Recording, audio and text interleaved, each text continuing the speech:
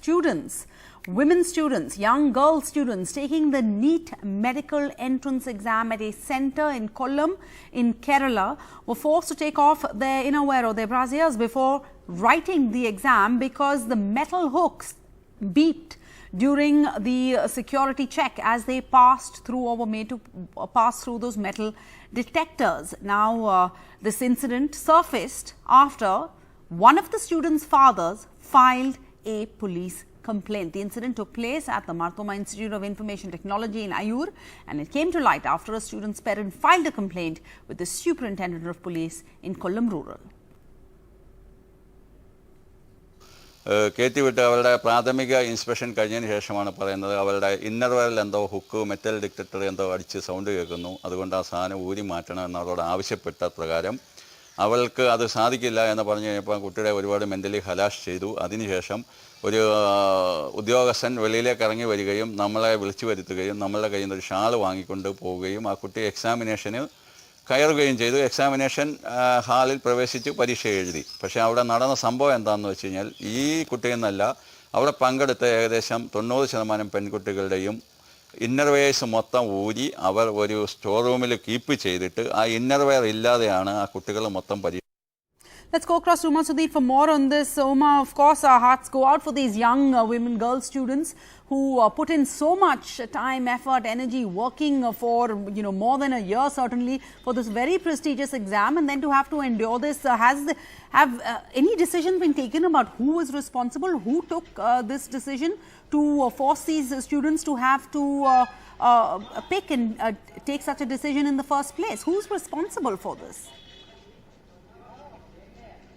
Sarah, this happened, of course, in Kerala, Kollam rural district and in Chadamangalam police station limits. And after the complaint from the father, the Kollam rural SP, Mr. Ravi, has in fact sent out teams to speak to the students and also record the statement of the student herself, who the father has mentioned was victimized in this manner and traumatized through this exam. And what he has told us is that an FIR is going to be filed today itself based on the statements of these girl students. One, of course, is the trauma of being subjected to this kind of a humiliation right before a very, very, very critical examination. As all of us understand it, some 18 lakh students appear for this exam and it is considered one of the toughest ever.